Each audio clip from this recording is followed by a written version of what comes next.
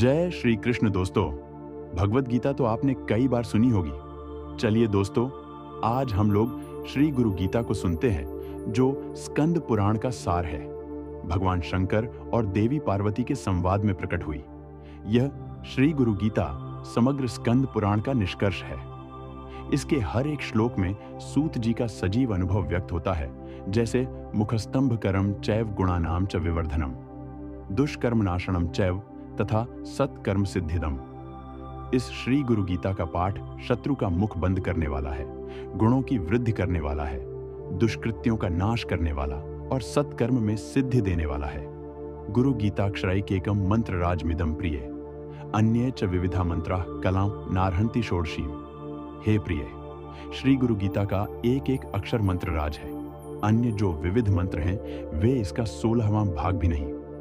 अकाल मृत्युहंत्री च सर्व संकट नाशिनी, यक्ष राक्षस भूतादि चोर व्याघ्र विघातिनी। श्री गुरु गीता अकाल मृत्यु को रोकती है, सब संकटों का नाश करती है, यक्ष राक्षस भूत चोर और शेर आदि का घात करती है। शुचिभूता ज्ञानवंतो गुरु गीता जपंतीये, तेषाम दर्शन संस्पर्शात पुनर्जन्म न विद्यते।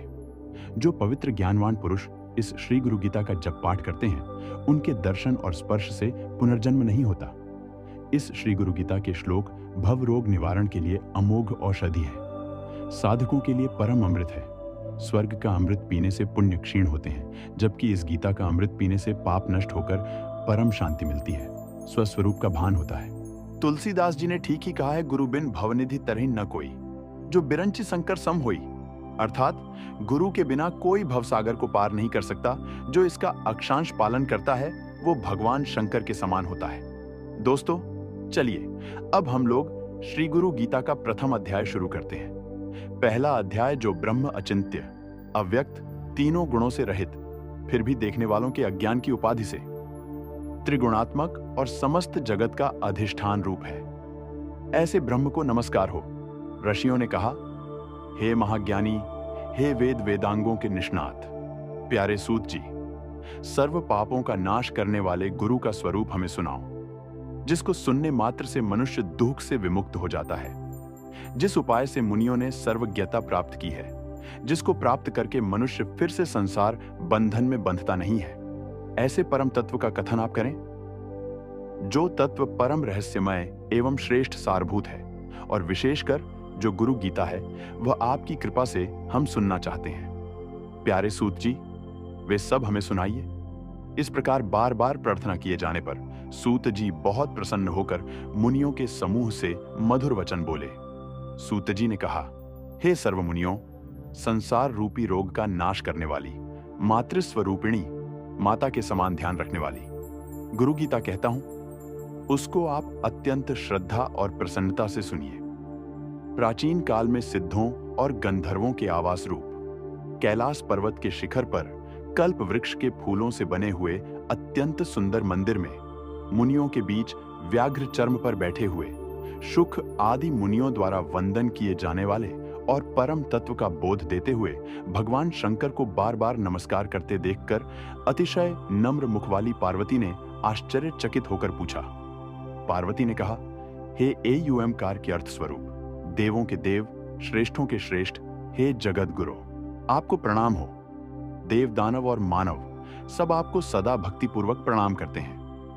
आप ब्रह्मा विष्णु इंद्र आदि के नमस्कार के योग्य हैं। ऐसे नमस्कार के आश्रय रूप होने पर भी आप किसको नमस्कार करते हैं? हे भगवान, हे सर्व धर्मों के झाता, हे शंभु, जो व्रत सब व्रतों में श्रेष्ठ है, ऐसा उत्तम गुरु महात्म्य कृपा करके मुझे कहें।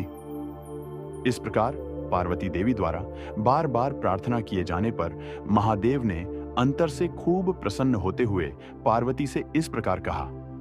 श्री महादेव जी ने कहा, हे देवी, यह तत्व रहस्यों का भी रहस्य है, इसलिए कहना उचित नहीं। पहले किसी से भी नहीं कहा, फिर भी तुम्हारी भक्ति देखकर वह रहस्य कहता हूं। हे देवी, तुम मेरा ही स्वरूप हो, इसलिए यह रहस्य तुमको कहता हूं। तुम्हारा यह प्रश्न लोक का कल्याणकारक है। ऐसा प्रश्न पहले कभी किसी ने नहीं किया। जिसको ईश्वर में उत्तम भक्ति होती है, जैसी ईश्वर में वैसी ही भक्ति जिसको गुरु में होती है, ऐसे महात्माओं को ही यहां कही हुई बात समझ में आएगी। जो गुरु हैं वे ही शिव हैं, जो शिव हैं वे ही गुरु हैं। दोनों में जो अंतर मानता है वह गुरु पत्नी गमन करने वाले के समान पापी है।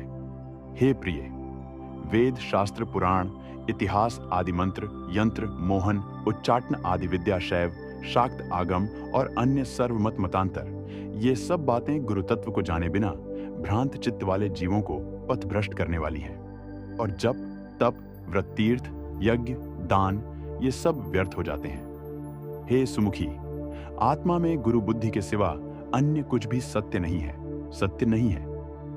इसलिए इस आत्मज्ञान को प्राप्त करने के लिए बुद्धिमानों को प्रयत्न करना चाहिए। जगत गूढ़ अविद्यात्मक माया रूप है और शरीर अज्ञान से उत्पन्न हुआ है। इनका विश्लेषणात्मक ज्ञान जिनकी कृपा से होता है, उस ज्ञान को गुरु कहते हैं। जिस गुरुदेव के पाद सेवन से मनुष्य सर्व पापों से विशुद्धात्मा होकर ब्रह्म रूप हो जाता है, वह तुम पर कृपा करने के लिए कहता हूं। श्री गुरुदेव का चरणामृत पाप रूपी कीच डिडियच का सम्यक शोषक है, ज्ञान तेज का सम्यक उद्दीपक है और संसार सागर का सम्यक तारक है। अज्ञान की जड्डियच को उखाड़ देने वाले, अनेक जन्मों के कर्मों को निवारने वाले, ज्ञान और वैराग्य को सिद्ध करने वाले। श्री गुरुदेव के चरणामृत का पान करना चाहिए। अपने गुरुदेव के नाम का कीर्तन अनंत स्वरूप भगवान शिव का ही कीर्तन है। अपने गुरुदेव के नाम का चिंतन अनंत स्वरूप भगवान शिव का ही चिंतन है। गुरुदेव का निवास स्थान काशी क्षेत्र है। श्री गुरुदेव का पादोदक गंगा जी है। गुरुदेव भगवान विश्वनाथ और निश्चय ही साक्षात तारक ब्रह्म है। गुरुदेव की सेवा ही तीर्थराज गया है। गुरुदेव का शरीर अक्षय वटवृक्ष है। गुरुदेव के श्रीचरण भगवान विष्णु के श्रीचरण हैं। वहां लगाया हुआ मन तदाकार हो जाता है। ब्रह्म श्री गुरुदेव के मुखारविंद वचनामृत में स्थित है। वह ब्रह्म उनकी कृपा से प्राप्त हो जाता है। इसलिए जिस प्रकार स्वेच्छाचारी स्त्री अपने प्रेमी पुरुष का सदा चिंतन करती है, उसी प्रकार सदा गुरुदेव का ध्यान करना चाहिए। अपने आश्रम, ब्रह्मचर्याश्रमादि जाति, कीर्ति, पद प्रतिष्ठा, पालन पोषण, ये सब छोड़ दियाच कर गुरुदेव का ही सम्यक आश्रय लेना चाहिए। विद्या गुरुदेव के मुख में रहती है और वह गुरुदेव की भक्ति से ही प्राप्त होती है। यह बात तीनों लोकों में देव, आर्षे, पितृ और मानवों द्वारा स्पष्ट रूप से कही गई है। गुरु शब्द में गो शब्द का अर्थ है अंधकार, अज्ञान, और रू शब्द का अर्थ है प्रकाश, ज्ञान। अज्ञान को नष्ट करने वाला जो ब्रह्म रूप प्रकाश है, वह गुरु है। इसमें कोई संशय नहीं है। गोकार अंधकार है और उसको दूर करने वाला रूकार है। अज्ञान रूपी अंधकार को नष्ट करने के कारण ही गुरु कहलाते हैं। गोकार से गुणातीत कहा जाता है, रूकार से रूपातीत कहा जाता है। गुण और रूप से पर होने के कारण ही गुरु कहलाते हैं। गुरु शब्द का प्रथम अक्षर गु माया आदि गुणों का प्रकाशक है और दूसरा अक्षर रूकार माया की भ्रांति से मुक्ति देने वाला परब्रह्म है। गुरु सर्व श्रुति रूप श्रेष्ठ रत्नों से सुशोभित चरण कमल वाले हैं और वेदांत के अर्थ के प्रवक्ता हैं। इसलिए श्री गुरुदेव की पूजा करनी चाहिए, जिनके स्मरण मात्र से ज्ञान अपने आप प्रकट होने लगता है और वे ही सर्व शमदमदी संपदा रूप हैं। अतः श्री गुरुदेव की पूजा करनी चाहिए। संसार रूपी वृक्ष पर चढ़े हुए लोग नरक रूपी सागर में गिरते हैं। उन सबका उद्धार करने वाले श्री गुरुदेव को नमस्कार हो। जब विकट परिस्थिति उपस्थित होती है, तब वे ही एकमात्र परम बांधव हैं और सब धर्मों के आत्मस्वरूप हैं। ऐसे श्री गुरुदेव को नमस्कार हो। संसार रूपी अरण्य में प्रवेश करने के बाद दिग्मूर की स्थिति में जब कोई मार्ग नहीं दिखाई देता है, चित्त भ्रमित हो जाता है, उस समय जिसने मार्ग दिखाया, उन श्री गुरुदेव को नमस्कार हो।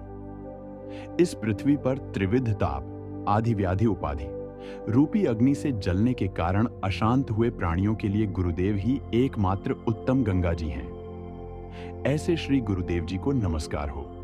7 समुद्र पर्यंत के सर्व तीर्थों में स्नान करने से जितना फल मिलता है, वह फल श्री गुरुदेव के चरणामृत के एक बिंदु के फल का 1000वां हिस्सा है। यदि शिव जी नाराज हो जाए तो गुरुदेव बचाने वाले हैं, किंतु यदि गुरुदेव नाराज हो जाए तो बचाने वाला कोई नहीं। अतः गुरुदेव को प्राप्त करके सदा उनकी शरण में रहना चाहिए। गुरु शब्द का गु अक्षर गुणातीत अर्थ का बोधक है और रू अक्षर रूप रहित स्थिति का बोधक है। ये दोनों गुणातीत और रूपातीत स्थितियां जो देते हैं उनको गुरु कहते हैं। हे प्रिय, गुरु ही त्रिनेत्र रहित, दो नेत्र वाले साक्षात शिव हैं, दो हाथ वाले भगवान विष्णु हैं और एक मुख वाले ब्रह्मा जी हैं। देव, किन्नर, गंधर्व, पितृ, यक्ष, तुम्बुरु, गंधर्व का एक प्रकार और मुनि लोग भी गुरु सेवा की विधि नहीं जानते। हे प्रिय, तार्किक, वैदिक, ज्योतिषी, कर्मकांडी तथा लौकिक जन निर्मल गुरु तत्व को नहीं जानते हैं। यदि गुरु तत्व से प्राण मुख हो जाए तो याज्ञिक मुक्ति नहीं पा सकते, योगी मुक्त नहीं हो सकते और तपस्वी भी मुक्त नहीं हो सकते। गुरु सेवा से विमुख गंधर्व, पितृ, यक्ष, चारण, आर्षि, सिद्ध और देवता आदि भी मुक्त नहीं होंगे। दोस्तों, यहाँ पर श्री गुरु गीता का पहला अध्याय समाप्त होता है। अगर आपको गुरु गीता का ये अध्याय पसंद आया हो तो कमेंट बॉक्स में हर हर महादेव लिखना न भूलें। जल्दी ही हम श्री गुरु गीता का दूसरा अध्याय लेकर आएंगे। जय श्री कृष्ण।